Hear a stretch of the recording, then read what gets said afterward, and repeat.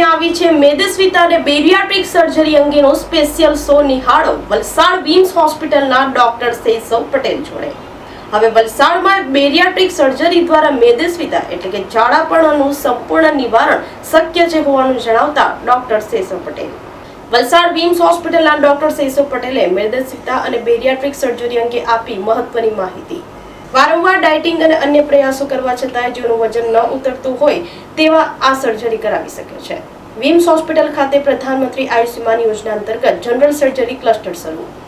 ઓપરેશનો કરવા મુંબઈ કે સુરત જવા પડતા વલસાડની વિમ્સ હોસ્પિટલ ખાતે અડધા ખર્ચામાં ઉપલબ્ધ છે હોવાનું જણાવતા ડોક્ટર સેસવ પટેલ આજકાલ લોકોમાં મેદસ્વીતા એટલે કે ઝાડાપણુંની સમસ્યા સતત વધી રહી છે। આ અંગે વલસાડની વિમ્સ હોસ્પિટલના જાણીતા જનરલ એડવાન્સ જીઆઈ લેપ્રોસ્કોપિક અને બેરિયાટ્રિક સર્જન ડોક્ટર સેસવ પટેલ સાથે ખાસ વાતચીત કરવામાં આવી હતી। ડોક્ટર સેસવ પટેલે જણાવ્યું કે આજે મેદસ્વીતા એક ગંભીર બીમારીનું રૂપ ધારણ કરી ચૂકી છે, જેના કારણે દર્દીઓ પોતાની રોજિંદી પ્રવૃત્તિઓ પણ યોગ્ય રીતે કરી શકતા નથી। તેમણે મુંબઈના પ્રખ્યાત બેરિયાટ્રિક સર્જન ડોક્ટર મુફઝ્ઝલ લાકડાવાલા સાથે ફેલોશિપ દરમિયાન મેળવેલા અનુભવો અને તેના પરિણામો વિશે ચર્ચા કરી હતી। આજે આપણે વાત કરીએ વલસાડની વિમ્સ હોસ્પિટલના ડોક્ટર સેસવ પટેલ જોડે। અત્યારે ખાસ જોવા જઈએ તો બેરિયાટ્રિકના જે બીમારી હોય અને કે દર્દી હોય એ માટે શું આપણે અમારા દર્શક મિત્રોને થોડીક આપણે વાતો કરીએ ડોક્ટર સેસવ પટેલ જોડે। ખૂબ ખૂબ આભાર તમારો। હું doctor Shaishav Patel, general and advance GI laparoscopic અને બેરિયાટ્રિક સર્જન, હાલ વિમ્સ હોસ્પિટલ વલસાડ ખાતે કાર્યરત છું। મારી સ્પેશિયાલિટી અગર તમે કહો તો આવે છે બેરિયાટ્રિક સર્જરી અને એડવાન્સ લેપ્રોસ્કોપિક સર્જરી, જેમાં લેપ્રોસ્કોપીથી થતા બધા જ પ્રકારના પેટના ઓપરેશન આવી રહ્યા છે। બેરિયાટ્રિક સર્જરીની વાત કરું તો ઓબેસિટીના ઓપરેશન, આજે ઓબેસિટી એક ખૂબ મહત્વની બીમારી થઈ રહી છે અને એ આજે એક ડિસીઝ તરીકે ઓળખાય છે। ઓબેસિટીને સાચવીને ટ્રીટ કરવું, એની કેર કરવી એ ખૂબ જ જરૂરી છે।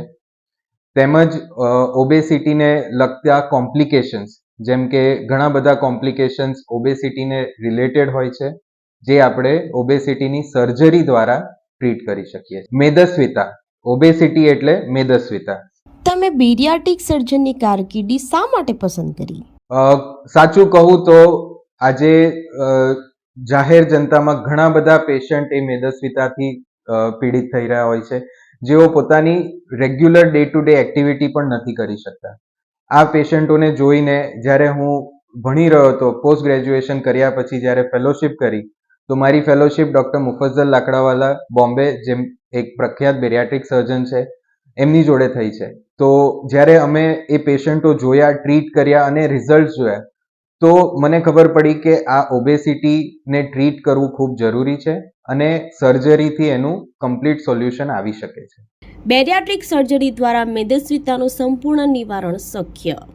બેરિયાટ્રિક સર્જરી અને તેના પ્રકાર વિશે તબીબે જણાવ્યું કે સર્જરી દ્વારા મેદસ્વીતાનું સંપૂર્ણ નિવારણ શક્ય છે। દર્દીની સ્થિતિ મુજબ મુખ્યત્વે બે પ્રકારની સર્જરી કરવામાં આવે છે: રેસ્ટ્રિક્ટિવ સર્જરી કે જેમાં પેટનું કદ નાનું કરવામાં આવે છે અને માલએબ્સોર્પ્ટિવ સર્જરી કે જેમાં પેટનું કદ નાનું કરવાની સાથે નાના આંતરડાની લંબાઈમાં પણ જરૂરી ફેરફાર કરવામાં આવે છે। તમારી પ્રેક્ટિસમાં એક સામાન્ય દિવસ કેવો દેખાય છે? નોર્મલ ડેમાં આપણે સવારે પેશન્ટ કન્સલ્ટેશન થાય છે, ઓપીડી કન્સલ્ટેશન થાય છે, ત્યાર પછી ઇન્ડોર પેશન્ટ્સના રાઉન્ડ થાય છે, સર્જરીઝ થાય છે અને પછી ફોલોઅપ થાય છે, તેમજ સાયકોલોજિસ્ટ અને ડાયટિશિયન જોડે રેગ્યુલર ડેલી ડિસ્કશન્સ થાય છે। બેરિયાટ્રિક સર્જરીના મુખ્ય પ્રકારો કયા છે અને તે કેવી રીતે અલગ પડે છે? બેરિયાટ્રિક સર્જરી માટે યોગ્ય ઉમેદવાર કોણ છે? બેરિયાટ્રિક સર્જરીની આપણે પાસે વાત કરીએ તો એ પેશન્ટ ટુ પેશન્ટ વેરી કરે છે, જેમાં એક આવે છે રેસ્ટ્રિક્ટિવ સર્જરી અને બીજી આવે છે માલએબ્સોર્પ્ટિવ સર્જરી। રેસ્ટ્રિક્ટિવ સર્જરી જેમાં આપણે સ્ટમકની સાઇઝ નાની કરતા હોઈએ છીએ અને માલએબ્સોર્પ્ટિવ સર્જરીમાં આપણે સ્ટમકની સાઇઝ નાની કરવાની જોડે સ્મોલ ઇન્ટેસ્ટાઇન એટલે આંતરડીની લેન્થમાં ફેરફાર કરતા હોઈએ છીએ। બેરિયાટ્રિક સર્જરી માટે યોગ્ય ઉમેદવાર છે જે મોર્બિડ ટુ સિવિયર ઓબેસ પેશન્ટ છે, જેમનું બીએમઆઈ નોર્મલથી ઘણું વધારે છે, તેમજ એની સાથે જે બીજી કોમોર્બિડિટી જેમ કે ડાયાબિટીસ, અનકન્ટ્રોલ, હાઇપરટેન્શન, થાઇરોઇડ આ બધી કોમોર્બિડિટી જે પેશન્ટોને હોય છે અને ડાયટિશિયન દ્વારા અથવા તો ડાયટના રેગ્યુલર ટ્રાયલ કે ભાઈ આપણે ઘણી બધી વાર ટ્રાય કરી છે કે ડાયટ કરીને વજન ઉતારી શકીએ, એ ફેલ ગયા પછી પણ પેશન્ટ વજન નથી ઉતરી શકતું, તો એવા પેશન્ટોને બેરિયાટ્રિક સર્જરી ખૂબ મદદ. સર્જરી પછી આહાર અને કસરત કેટલી મહત્વપૂર્ણ છે? રેગ્યુલર એક્સરસાઇઝ ના કરે, રેગ્યુલર ફોલોઅપ ના કરે, રેગ્યુલર કયા પ્રમાણે જે પણ એડવાઇસ કરી એ ના લે અને ડાયટ પેટર્ન કંટ્રોલ ના કરે તો ઘણીવાર અમુક પેશન્ટોમાં જેમ કે 10 થી 15% પેશન્ટોમાં રીગેઇન પણ થઈ શકે છે. સર્જરી પહેલા અને પછી ડાયટિશિયનના પ્રોટોકોલનું પાલન કરવું જરૂરી. જેઓ ગંભીર કે અતિશય મેદસ્વીતાથી પીડાતા હોય અને જેમનું BMI સામાન્ય કરતાં ઘણું વધારે હોય, જે દર્દીઓને મેદસ્વીતાની સાથે ડાયાબિટીસ, BP કે થાઇરોઇડ જેવી અન્ય ગંભીર સમસ્યાઓ હોય, વારંવાર ડાયટિંગ અને અન્ય પ્રયાસો કરવા છતાંય જેઓનું વજન ઉતરતું ન હોય, તેઓ આ સર્જરી કરાવી શકે છે. ડોક્ટરે વધુમાં ઉમેર્યું કે સર્જરી પહેલા અને પછી ડાયટિશિયનના પ્રોટોકોલનું પાલન કરવું અને નિયમિત ફોલોઅપમાં રહેવું ખૂબ જ જરૂરી છે, જેથી દર્દી શ્રેષ્ઠ પરિણામ મેળવી શકે. બેરિયાટ્રિક સર્જરી વિશે તમે કઈ સામાન્ય માન્યતાઓને સુધારવા માંગો છો? બેરિયાટ્રિક સર્જરી એટલે મેં તમને કીધું એ પ્રમાણે એમાં પેશન્ટ ઘણી બધી મિસકન્સેપ્શન એટલે માન્યતા છે કે બેરિયાટ્રિક સર્જરી એટલે લાઇપોસક્શન. એ ખોટું છે. લાઇપોસક્શનમાં ફક્ત શરીરની બહારની ચરબી નીકાળવામાં આવે છે. બેરિયાટ્રિક સર્જરીમાં તમે કોઈ ચરબી નીકાળી નથી રહ્યા, તમે શરીરની અંદર પેટના ભાગમાં ઓપરેશન કરીને સ્ટમકની સાઇઝ નાની કરો છો, આંતરડીની લેન્થ બદલો છો, જેનાથી સમય જતાં પ્રોગ્રેસિવલી પેશન્ટ ફેટનો લોસ કરે છે અને એનાથી તમને ફરીથી પેશન્ટનું વજન ઓછું થાય છે.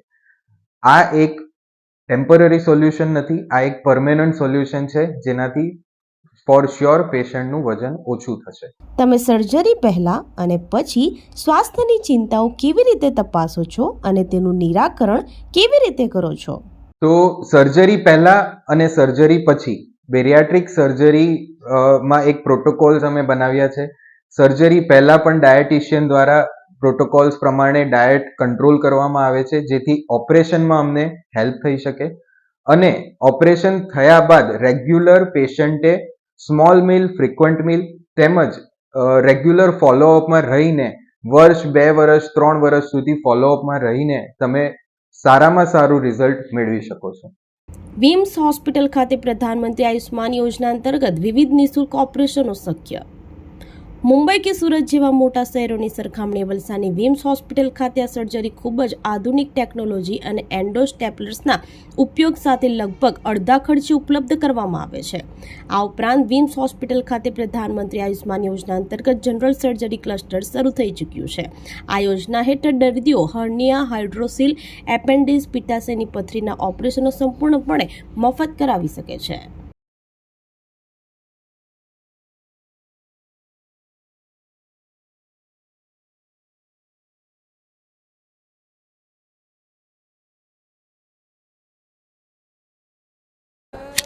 Hello friends, so today we are planning to do a case that is an incisional hernia.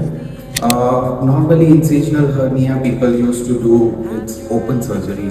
So now with the advanced technique and advanced thing, today we are going to do a laparoscopic incisional hernia. We are putting a large mesh and let's see how it goes.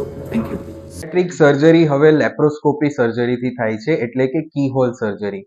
શરીરને ચીરવાની જરૂર નથી પડતી. નાના નાના 1.5 થી 1 સેન્ટીમીટરના કાણા કરીને operation કરવામાં આવે છે. આ ઓપરેશન લેપ્રોસ્કોપીથી થવાના કારણે વિધિન 6 to 8 hours પેશન્ટ ફરીથી વોક કરતું થઈ જાય છે. વિધિન 24 hours પેશન્ટને ડિસ્ચાર્જ થઈ શકે છે.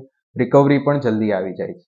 અગર વાત કરું તો બેસિકલી આ ઓપરેશનમાં જે નોર્મલ આપણે બોમ્બે, સુરતમાં ખર્ચો થાય છે એના કરતાં કદાચ આપણે વિચારીએ તો વલસાડ વિમ્સ હોસ્પિટલ ખાતે અડધો જ ખર્ચામાં આ વસ્તુ થઈ શકે છે.